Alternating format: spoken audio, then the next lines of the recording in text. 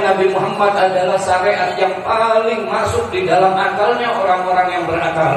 Oleh karena itu, peringatan Maulid seperti ini adalah salah satu bentuk syukur kita kepada Allah Subhanahu wa taala yang telah mengutus Nabi kita Muhammad sallallahu alaihi wasallam mengajarkan kepada kita syariat-syariat yang bisa masuk akal dan bisa menyenangkan hati kita. Oleh karena itu, sangat tidak masuk akal juga apabila ada seseorang yang mengatakan bahwasannya acara-acara memperingati Nabi merupakan acara yang tidak sesuai dengan syariat Nabi. Karena di dalam acara ini ada zikir kepada Allah, ada zikir kepada Allah, dan di dalam zikir kepada Allah Subhanahu wa taala ada ketenangan hati. Ala bi dzikrillah tatma'innul qulub. Ketahuilah bahwasannya dengan sebab berzikir kepada Allah maka hati kamu menjadi tenang, hati kita menjadi tenang. Maka jika kita mengalami ketidaktenangan hati, datang ke majelis-majelis seperti ini, hadir zikir, misalnya kita tidak senang atau hati kita tidak ditenangkan oleh istri-istri kita, istri-istri kita cerewet misalnya, datang ke majelis zikir, tinggalin istri sementara, datang ke majelis zikir, berzikir kepada Allah. Insya Allah Allah Subhanahu wa taala merubah akhlaknya istri-istri kita. Kemudian Allah Subhanahu wa taala menjadikan hati kita tenang dengan sebab berubahnya akhlak istri kita. Atau suami kita galak setiap hari maki-maki istrinya, maka dirubah juga oleh Allah dengan berkah zikir kepada Allah, istrinya dijadikan tenang hatinya dengan suaminya, berubah akhlaknya kepada istrinya. Atau anaknya nakal misalnya, tinggal zikir kepada Allah, jangan dicaci maki dengan caci maki yang di luar batas kemanusiaan. Jangan dikatakan dasar lu anak setan misalnya. Kata si anak, kan lu mak gua. Kan lu mak gua, berarti gua anak setan sekarang ya. Atau si anak, si ibu berkata, saya udah susah-susah bawa kamu dalam perut selama 9 bulan. Ternyata sekarang udah gede lu jadi begini tong misalnya. Si anak menjawab, ya siapa suruh dulu bapak dekat-dekat sama ibu. Misalnya dulu bapak kagak dekat-dekat sama ibu, tentu sekarang saya gak jadi anak bapak dan ibu. Salah bapak dan ibu sehingga saya menjadi anak dan ada di dalam perut ibu selama 9 bulan. Anak seperti ini jangan terlalu dicaci maki, jangan terlalu dipikir berat. Tinggalkan zikir kepada Allah. Allah Subhanahu wa taala akan memberi ketenangan di dalam hati kita dengan sebab zikir kita kepada Allah Subhanahu wa taala, dan anak kita dijadikan anak yang baik. Caranya supaya hati kita tenang adalah Allah menjadikan anak kita menjadi anak yang soleh sebab zikir. Makanya jangan tinggalkan zikir. Kata Imam Sawi di dalam tafsirnya, kita berzikir sendiri itu terkadang timbul rasa malas. Ketika kita hadir majelis-majelis zikir yang tadinya malas, Allah bangkitkan lagi semangat kita untuk berzikir kepada Allah Subhanahu wa ta'ala. Makanya kita perlu hadir untuk ngecas bahasanya, untuk ngecas kemalasan kita di dalam berzikir kepada Allah dengan hadirnya di majelis-majelis zikir. Bentuk syukur. Kemudian Ustaz juga bilang memperbanyak sholawat. Tadi banyak ya, ada 5. Memperbanyak sholawat. Memang benar, di dalam sholawat kepada Nabi SAW sangat banyak manfaatnya. Di antaranya memperbanyak rezeki. Kalau untuk urusan rezeki ya, saya nggak perlu repot-repot mencari contoh. Ya, nggak perlu repot-repot mencari contoh. Sayyidil Walid Habib Segaf bin Mahdi bin Abu Bakar bin Salim, beliau adalah orang yang gemar bersolawat, sehingga beliau selalu mengajarkan kepada murid-muridnya untuk mudawamah di dalam solawat kepada Nabi setiap selesai sholat Isya 400 kali, yang disebut dengan solawat Sajaratul Nubur. Sehingga beliau dengan berkah solawat tersebut bisa memberi makan hingga 18.000 orang setiap hari, gratis, pagi, siang, malam beliau kasih makan. berkah sholawat kepada Nabi. Oleh karena itu, kalau misalnya kita bingung di dalam urusan rezeki kita, banyak-banyak sholawat kepada Nabi. Jangan tinggalkan sholawat kepada Nabi.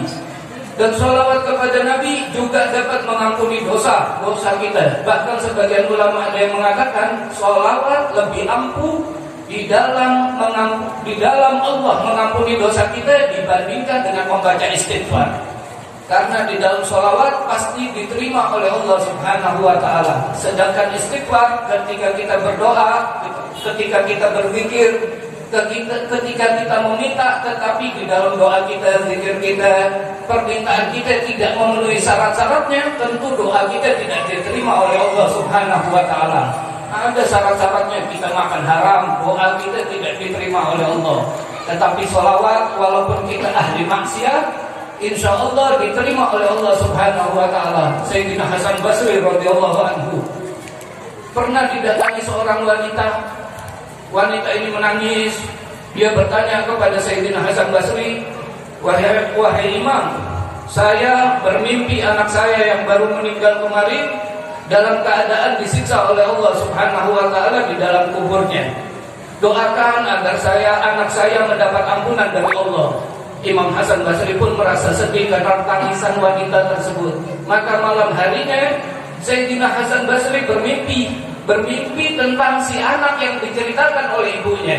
Akan tetapi di dalam mimpinya Imam Hasan Basri, anak tersebut tidak disiksa oleh Allah, tetapi anak tersebut dalam keadaan nikmat di dalam kuburnya. Lalu Imam Hasan Basri berkata, apakah mimpi ibu kamu ini salah? Kata ibu kamu sedang dalam keadaan disiksa, tetapi yang saya lihat kamu dalam keadaan senang. Lalu anak itu berkata, mimpi ibu saya benar wahai imam.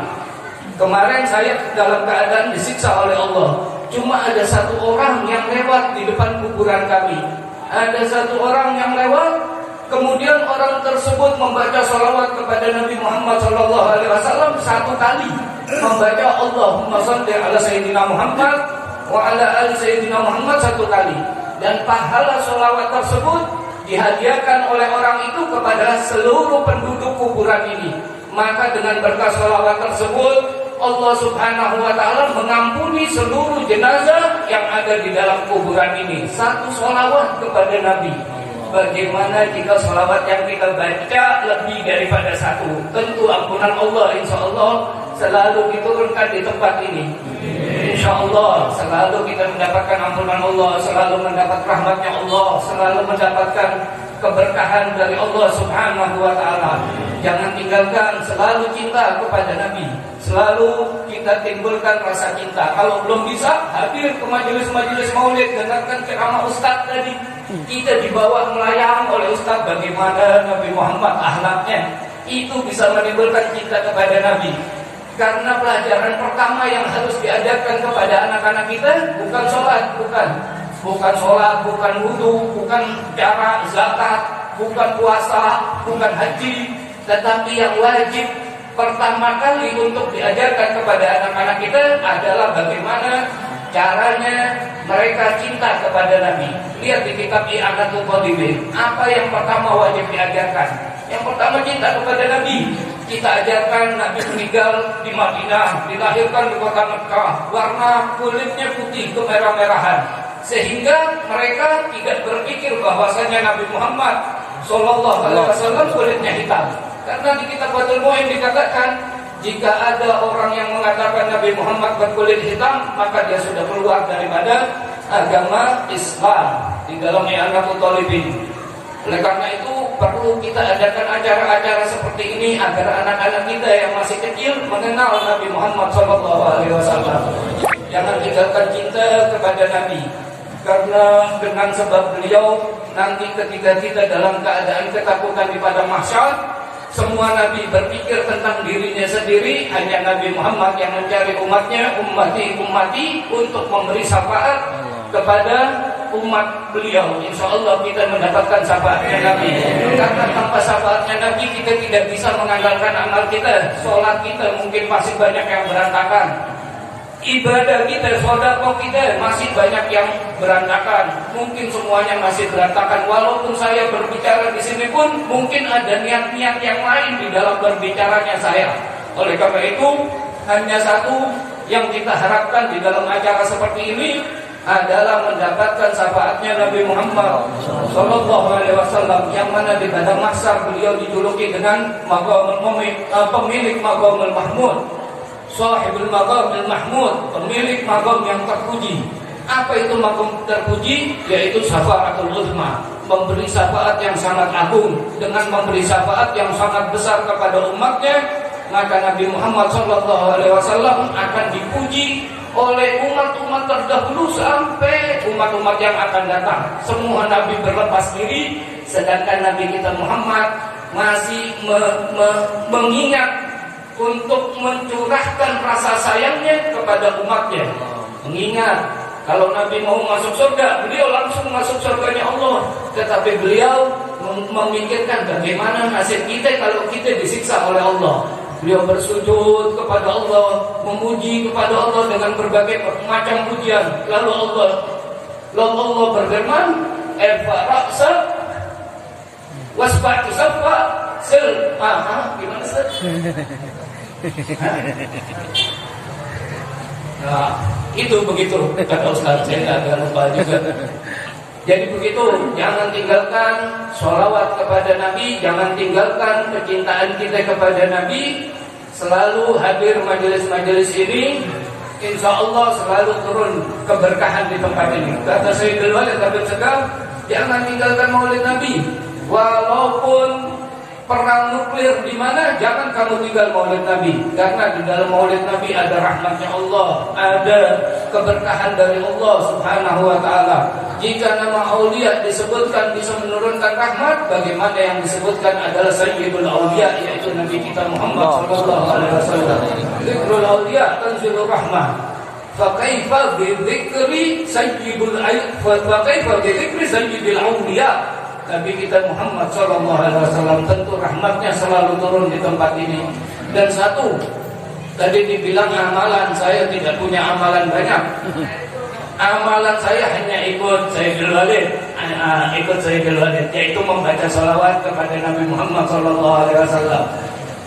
Beliau mengatakan, apabila kamu mengalami kesusahan, kamu mengalami penderitaan, selalu baca salawat Allahumma shalli ala Sayyidina Muhammad wa ala ali Sayyidina Muhammad 400 kali setelah Isya, maka Allah Subhanahu wa taala akan memberi kamu rezeki atau memberi kamu uang, misalnya seperti kamu menanam pohon uang di depan rumah kamu. Beliau mendapatkan dari gurunya Syekh Muhammad Balqaid. Dan malam hari ini saya ijazahkan kepada seluruh yang hadir di sini untuk membaca sholawat tersebut, sebagaimana Sayyidul Walid memberi ijazah kepada saya di dalam membaca sholawat kepada Nabi Muhammad. Allahumma sholli ala Sayyidina Muhammad wa ala ali Sayyidina Muhammad 400 marrah ba'da salatil Isya, 400 kali setelah salat Isya. Sayyidina Hasan Basri radhiyallahu anhu, Sayyidina Hasan Basri pernah berhaji. Di dalam haji beliau melihat orang selalu bersalawat kepada Nabi. Allahumma shalli ala Sayyidina Muhammad wa ala ali Sayyidina Muhammad. Lalu Imam Hasan Basri radhiyallahu anhu berkata kepada orang tersebut, "Ya fulan, di sini tempatnya memuji Allah. Kenapa engkau bersalawat kepada Nabi?" Lalu orang tersebut bercerita, "Wahai Imam, dulu saya ketika di rumah saya mengalami musibah, saudara saya meninggal dunia. Ketika dia meninggal dunia, saya melihat wajahnya dalam keadaan hitam legam. Saya bersedih di kala itu," kata beliau. Lalu tiba-tiba masuk satu orang, wajahnya seperti lampu yang terang benderang. Lalu orang tersebut mengusap wajahnya kakak saya, mengusap wajahnya saudara saya. Ketika selesai diusap, wajahnya yang tadinya legam berubah menjadi bersinar seperti bulan, kal-qamar, seperti bulan. Lalu saya bertanya kepada orang tersebut, "Ya fulan, sebenarnya Anda ini siapa? Dengan yang mana Allah Subhanahu wa taala memberi kita karunia dengan sebab Anda?" Lalu orang tersebut berkata, "Saya adalah malaikat, bukan Nabi Muhammad. Saya adalah malaikat. saya diutus oleh Allah Subhanahu wa taala untuk melakukan hal seperti ini kepada orang-orang yang rajin bersolawat kepada Nabi Muhammad sallallahu alaihi wasallam. Jadi jangan kita pikir solawat hanya memikirkan dunia saja, tapi kita pikirkan dengan berkah solawat kita mendapatkan husnul khatimah. Itu yang kita cari. Dunia gampang, dunia depan kita. Dunia gampang, dunia gampang. Ente jalan depan ente itu masih dunia. Ente jalan depan ente masih dunia. Gak ada di sini sama sekali yang gak makan. Semuanya makan. Sebab anda lihat gemuk-gemuk di sini. Gemuk-gemuk makan, gak ada yang gak makan. Walaupun uang 5.000, 10.000 kalau berkah sholawat, maka makanan tersebut menjadi berkah, menjadi vitamin untuk diri kita dan gak menjadi penyakit insya Allah. Cukup itu cari di dunia ini bagaimana caranya cinta kepada Nabi Muhammad agar kita mendapatkan keridhaannya Allah Subhanahu wa taala itu. Jadi jangan tinggalkan maulid Nabi, selalu baca maulid Nabi, selalu sholawat kepada Nabi, karena sholawat kepada Nabi adalah ibadah dan Allah Subhanahu wa taala menciptakan kita untuk beribadah kepada Allah. Wa ma khalaqtul jinna wal insa illa liya'budun, dan tidaklah aku ciptakan jin dan manusia kecuali untuk beribadah. Sekiranya cukup sekian karena tadi sudah sangat banyak dijelaskan oleh Ustaz mengenai maulid. Wal afu minkum. Wassalamualaikum warahmatullahi wabarakatuh.